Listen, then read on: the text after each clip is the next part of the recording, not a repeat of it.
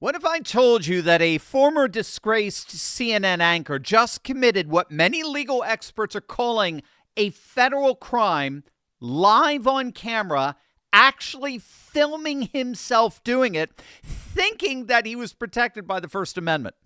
Well, that's exactly what happened. And the Justice Department just put him on notice that impending charges could land him in federal prison for years. Hey gang, it's me, Dr. Steve, your patron professor, celebrating yet another day in the Trumpian golden age that is officially, as of today, 1 year old, a single year that's literally changed the world, and you're the ones who made that possible because of what you did in November of 2024. So if you want a front row seat on how you continue to change the world in ways you never even imagine, you know what to do. Make sure to smack that bell and subscribe button. I'm sure many of you, like me, were sickened by what we saw this past Sunday. A mob of anti-ICE agitators stormed City's Church in St. Paul, Minnesota during their worship service. They barged into the sanctuary, blowing whistles, chanting "ICE out," and terrifying families, including children, who were simply there trying to pray and worship. Now, of course, that was bad enough. But right there in the middle of it all was none other than the now unemployed Don Lemon, live streaming the entire disruption, who had the unmitigated gall to confront the pastor and defend the protesters. What do you think of this? I mean, this is unacceptable. It's shameful. It's shameful to interrupt a public gathering of Christians in worship. But there were folks who will say, I have to take care of my flock. okay, but listen, we live there's a constitution in the First Amendment to freedom of speech and freedom to assemble and protest. We're here to worship. We're here to worship Jesus because that's the hope of these cities. That's the hope of the world is Jesus Christ. I want to be very respectful. Please don't push me, though. We're here to worship Jesus. Yes. That's why we're here. Yes. Okay, that's why we're here. Okay. That's what we're about. Don't you think Jesus would be understanding we're about and love these folks? We're about spreading the love of Jesus. But did you try to talk to them as a Christian? No one is willing to talk. Okay. I have to take care of my church and my family, so I asked that you actually would also leave this building. You don't want us to chronicle what happened? Unless you're here to worship. I'm always worship. I'm a Christian. We're here to worship. Yeah. We're here to worship. Okay. Thank you very much. I appreciate it. Now, if we think in terms of counterfactuals, can you imagine Don Lemon doing anything like that at a mosque? Can you imagine him walking into a Minneapolis mosque, going up to the imam and telling him that the protesters disrupting Muslim worship were justified under the First Amendment? Regardless, what this pastor did not know at the time is that Don Lemon was in on all of this. Before the church invasion, he was caught on camera describing this as a secret operation called Operation Pull-Up. They're getting the operation together. Again, this is an operation that is secret, that they invited folks out. Can't tell you what is going to happen, but you're going to watch it live unfold here on the Don Lemon Show.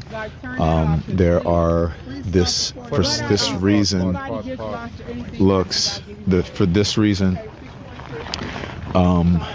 it may look like MAGA coded, but there's a reason they have so many white people here. I'm just going to be honest. It's because of the operation that they're doing today. It's important to have allies, as they said, white allies here.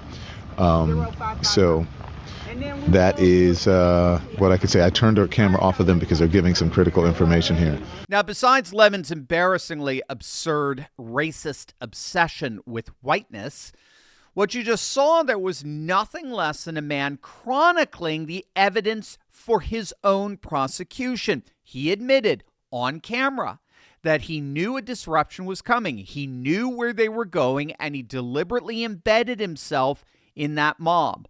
And within hours, the Justice Department dropped this. Don Lemon used the word we. Not protesters, not they, not them, or any of their preferred pronouns. He said we. Does that put him on the line as a protester and lose his First Amendment media coverage? I was this position of his is so stupid. I was trying to figure out how to put it in layman's terms. Imagine you have a bank robbery that's being planned by a number of criminals. They're crossing state lines. They're using the wires. And then a a podcaster says, well, let me embed myself in here and come along for the ride and live stream the crime, that would not be protected by the First Amendment. And so it is a crime to disrupt and harass and make people in a church or any house of worship feel unsafe in this country.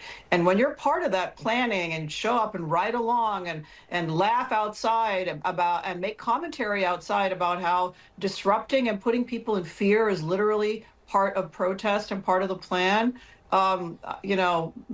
we are not reaching conclusions now. Of course, everybody is entitled to the presumption of innocence. But if I were giving advice to a journalist about this, which I have done in the past, I would say do not participate in a crime actively. And here's where this escalates dramatically. Harmeet Dillon, who you just saw there, revealed that Lemon is looking at facing charges under 2 acts: the FACE Act and, ironically, the Ku Klux Klan Act. So if you don't know, the FACE Act stands for the Freedom of Access to Clinic Entrances. It's a 1994 federal law that prohibits using force, threats, or physical obstruction to interfere with individuals seeking to obtain or provide reproductive health services or damage facilities providing such services and the like. But the law has been successfully expanded in interpretation and enforcement to cover interference with access to other facilities and other services protected under federal law, including places of worship. So Lemon and the protesters are facing charges with that, and ironically, he's facing charges under the Ku Klux Klan Act. That's an 1871 law that makes it a federal crime to conspire to violate someone's civil rights, including their First Amendment right to worship freely. The penalties are pretty severe. For FACE Act violations involving force or intimidation, we're talking up to 3 years in federal prison. If bodily injury resulted, that jumps to 10 years. And if they tack on KKK Act conspiracy charges, which the Biden DOJ, by the way, routinely did to pro-life grandmothers praying outside abortion clinics, Lemon could be looking at some serious prison time. And so, needless to say, Don Lemon is freaking out. And he decided to post a rather panicked video response to all of this.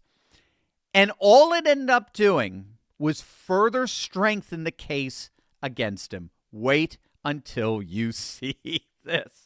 But first, gang, the big medical hack of 2025 was several peer-reviewed studies identifying the direct connections between anti-parasitic medications having off-label benefits fighting a wide variety of cancers. And this makes sense.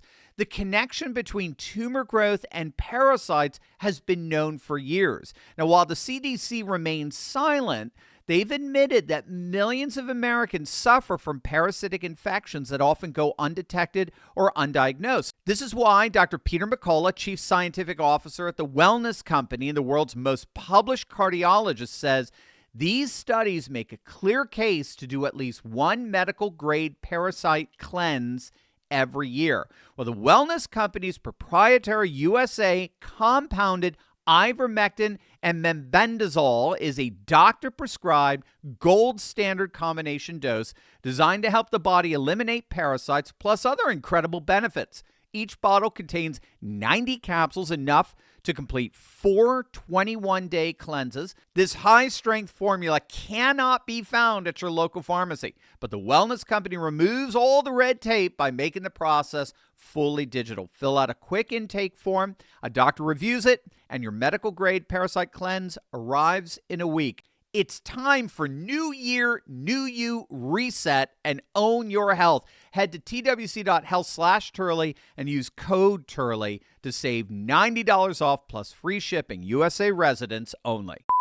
The MAGA administration and the fake news MAGAs are losing their mind over something that's not even true. So let me just make it clear, because this assistant attorney general, I don't know, what's her name? It's something Hammett. Dillon or whatever. So I had no affiliation to that organization.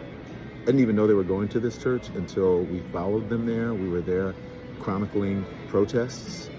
Once the protest started in the church, we did an act of journalism, which was report on it, and talk to the people who were involved, which included the pastor, members of the church, and members of the organization. That's it. It's called journalism. First Amendment, all that stuff.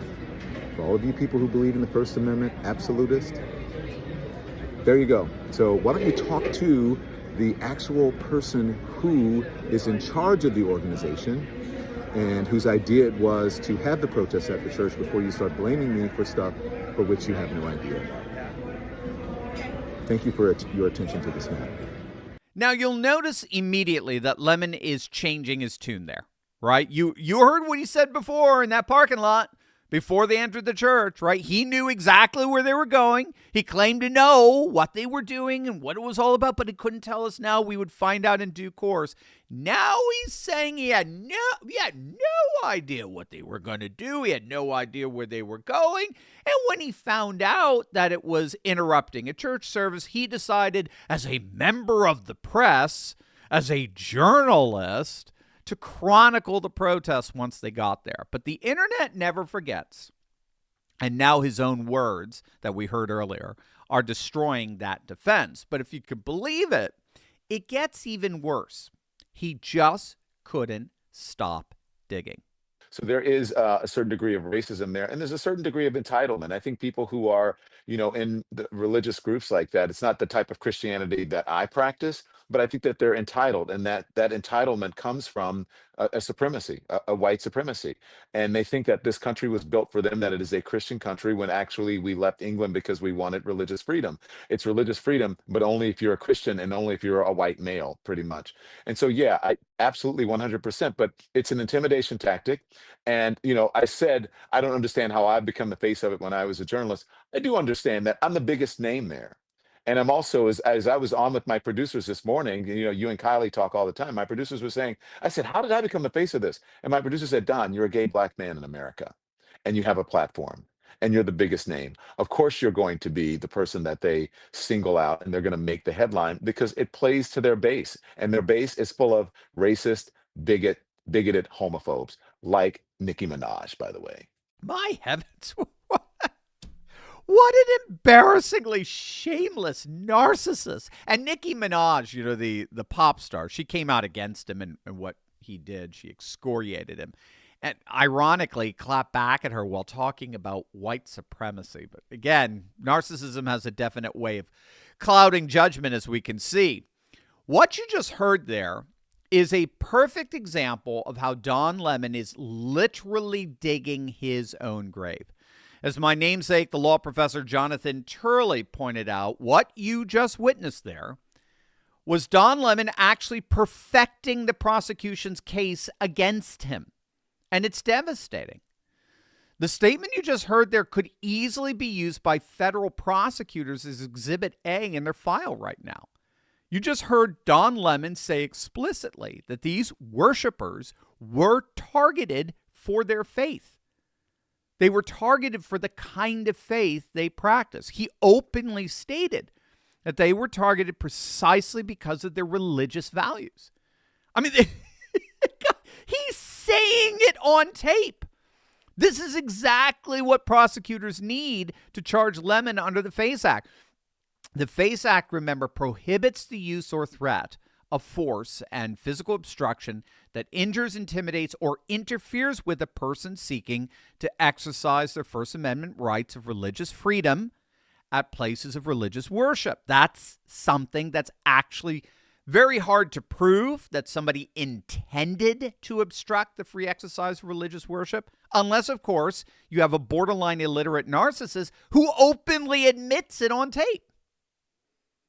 Lemon explicitly attacked the congregation's theology. They were targeted precisely because of the very religion they were practicing. And he's essentially confessing that the disruption was specifically about the congregation's religious beliefs and values. And Lemon, thinking he was defending the protesters' right to demonstrate, actually provided the smoking gun evidence that the entire operation was designed to suppress religious worship.